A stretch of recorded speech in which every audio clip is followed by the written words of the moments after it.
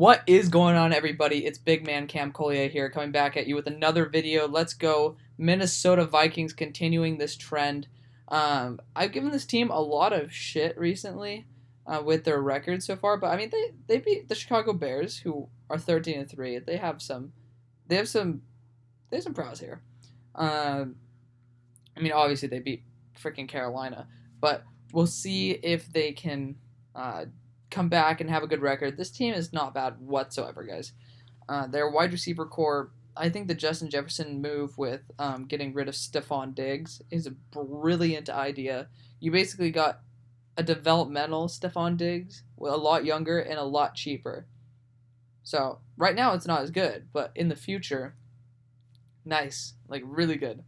So Adam Thielen's still solid. Irv Smith is a great pick. I thought he was a first round type of talent, but hey, Minnesota stole him in the second, so hats off to Minnesota, guys. Their offensive line can use some work. They're still working there. You got Elfline, you got Bradbury, and I don't really know who else is on that offensive line, but like their names. But I mean, it's not as bad as it used to be, even though it's still pretty garbage. If I'm not mistaken, Bradbury was like the lowest PFF graded offensive lineman in like the league for like the first 8 weeks or something last year. So he has some development to go. Defensive line for them, it's good, but not even close to what it used to be. I'm not 100% sure if they still have Everson Griffin. Even if they do, he took a big step back. And then Danielle Hunter's a beast, one of the top edge rushers in the class. I mean, not in the class, in the entire league. And I'm not really sure who they have on the interior right now, but obviously it's not what it used to be. You know, they're not the defensive front that is like the most scary in the NFL like they used to be like 2 years ago. Linebackers, Eric Kendrick's still a beast. They still have Anthony Barr there, who he's gotten quite a bit like more of like regression for that. And I'm not 100% sure who else they have. I think Ben Gideon is their other linebacker, and he's not bad. But like defensively, they're pretty solid, but not that good. Like they used to be so much better. I think that's the only reason why people think Minnesota is still really damn good, is the fact that they used to be so damn good. Safeties, Harrison Smith, and then something Harris. I totally forgot the guy's first name. That's a freaking amazing safety duo. Amazing safety duo. And then at corner, they still have Mike Hughes, Holton Hill. I'm not like they still have Xavier Rose, but Xavier Rose took a huge step back. So this team, like they have talent, but I think they're riding on a little bit of nostalgia for them to like have like amazing talent. And then Kirk Cousins, I mean, gotta address him. I thought that Minnesota picking him up was a brilliant idea because, I mean, you gotta at least take a shot on somebody who's a stat stuffer. You know, he did pretty damn well in Washington. You see, Washington's way worse without him, but really, this like Minnesota scheme. Oh, I totally forgot to talk about the running backs. Dalvin Cook is a beast. I love that voice crack. I know Cam Wolf's gonna point that out. And then Alexander Madison, I loved him out of Boise State. Really solid running back group, except they get injured. But for this, doesn't matter. Still, the offensive line's pretty crap. And then they just lost Kevin Stefanski to the Browns. So we don't even know how they're going to utilize Cook and Madison with their new OC, which I'm not 100% sure who that is. But regardless, still, they lost a very valuable part of their team right there. Okay, guys, so let's kick this off. Going to week number 1, Minnesota is at home against Green Bay. Aaron Rodgers, watch the previous video. Always like the extra views, the extra exposure. Aaron Rodgers is going to be coming out fuming because of the fact that they just took his successor and then gave him really nothing except A.J. Dillon, who is a 5th-round guy, as like a weapon for him to use. So he's going to be pissed. He's going to want to prove something. He's going to want to say fuck you to the organization. So I think he has a chip on his shoulder more than Kirk does. Kirk just got an extension, so whatever. So next we have Minnesota at Indianapolis. Guys, I'm giving this one to Indy. So I know 2-8 is kind of a rough record right now, guys. The best they can do is 8-8, which I mean they could possibly do. I'm looking at their other games; they could possibly do it. We'll see what happens down the line. Minnesota, like I think Indy has like an insane offensive line here, and they're in the dome. That's the thing. You put Phillip Rivers; he's not a dome quarterback. I keep saying this, but like it's so much better for a risky quarterback to be in a dome, just because their risky passes are not going to be affected by these external factors like temperature, wind, like things like that.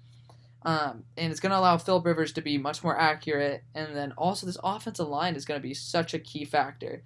Minnesota is a great defensive front, but it's nothing compared to how good Indy's offensive line is.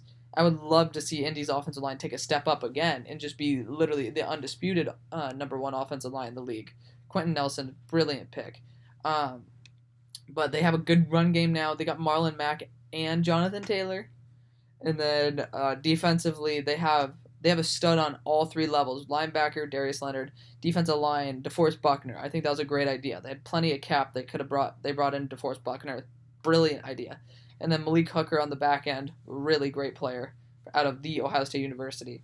This team has a shit ton of talent, so I'm excited to do this. This division might be the one that we do next. We're going to go Tennessee going to Minnesota. We're going to give Minnesota this one, guys. Tennessee's offensive line used to be the best in the NFL. Now it's not as much. And Derrick Henry, I don't know how much he's going to want to run the ball. I mean, I know that contradicts like what happens over here when I had Tennessee going 4-0 pretty much in the division. But regardless, I think Minnesota's offense is far superior to Tennessee's defense. They just lost Jarrell Casey. They just lost Jarrell Casey. They lost Cameron Wake at two, I believe. So, like, this defense is far inferior to what it used to be, even though they still got Kevin Byard, they still got Adoree Jackson. So they still got some weapons, but it's not the same.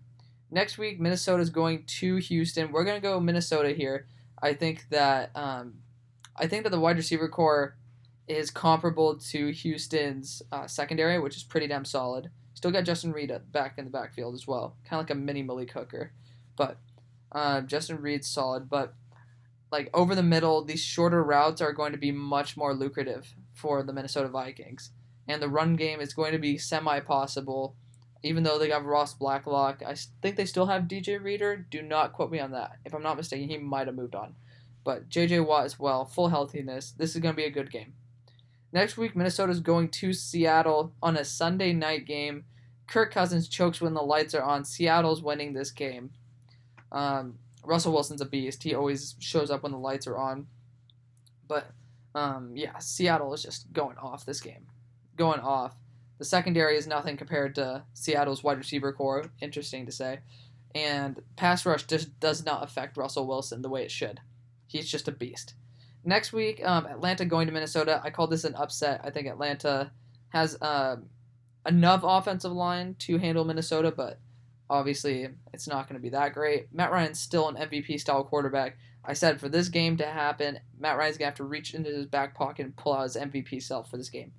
So this is going to be an upset, but we'll see. Minnesota rested going to Lambeau. It's going to Lambeau. That's the problem. Nobody really wins in Lambeau. So next week, Detroit at Minnesota. Minnesota's winning this game against Detroit. It's kind of an interesting game. Detroit's offensive line is probably perfectly matched for the defensive line of Minnesota, so it's going to be a fun thing to watch in the trenches, and vice versa, the exact same thing. Developmental guys over here, developmental guys over here. So pass rush is going to be comparable. Wide receiver core versus secondaries, very comparable, but I think Minnesota has the edge. Minnesota has the edge in their wide receiver core versus Detroit's secondary. So I think that's the big difference. And running game, the exact same. In my eyes, I love DeAndre Swift. I literally think he's like a on sale Barry Sanders. It was just insane how amazing he was as a one cut.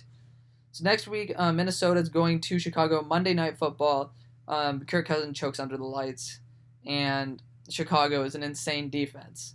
And they just got Jalen Johnson, too. I love Jalen Johnson. He's like, I think, my third favorite corner in the draft, behind C.J. Henderson and Jeff Okudah, if not my second. He might have been above C.J. Henderson for a time until I saw the potential in C.J.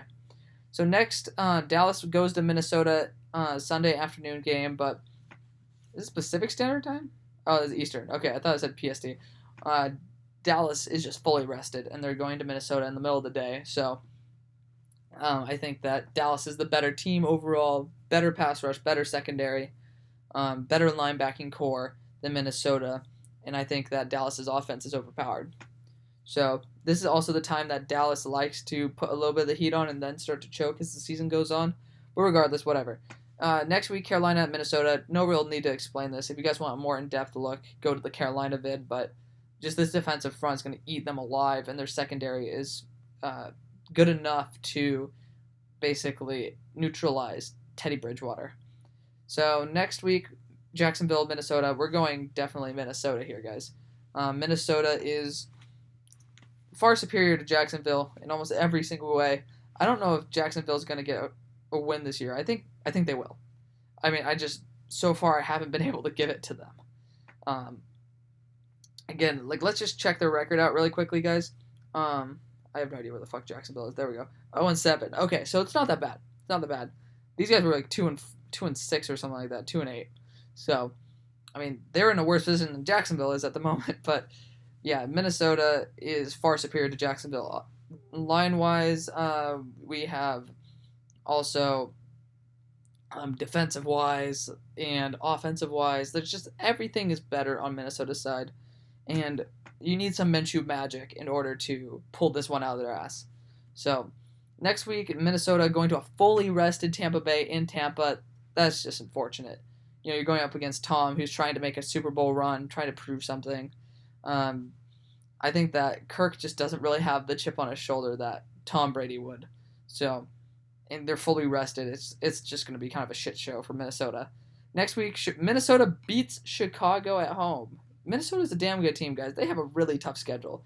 They're going up against Seattle, Indy. They're going up against Green Bay twice. They're going up against Chicago twice. You know, I mean, obviously they're in the same division.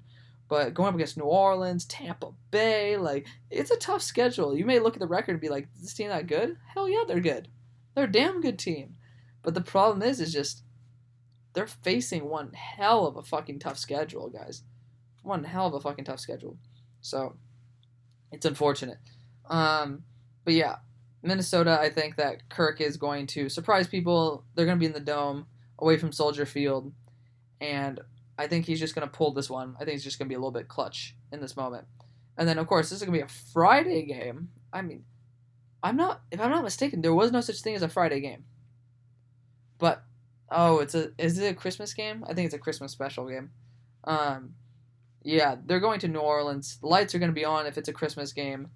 And Breeze is much better in the lights than, even though they both choke when the lights are on. They're going to be in the Dome. They're going to be in the New Orleans Dome. Next, Minnesota at Detroit. I'm going to give Minnesota the win here. I think Minnesota is going to be like, yo, are you serious? We're freaking going 6-10? No, we can't. We can't have double-digit losses. I think they're going to have a really good second half of the season here. They started out really poorly, guys. They went 2-5 to start out the year, and that just wasn't really too great from there. But yeah, I think that Minnesota is just they're going to start to have the chip on their shoulder to try to do this. And unfortunately, I think that Detroit's secondary is just not enough to handle Minnesota's firepower. And that's going to be the big difference in this game. So let me know what you guys think. Thank you guys so much for watching. Drop that like, comment, subscribe, and I'll see you on the far side.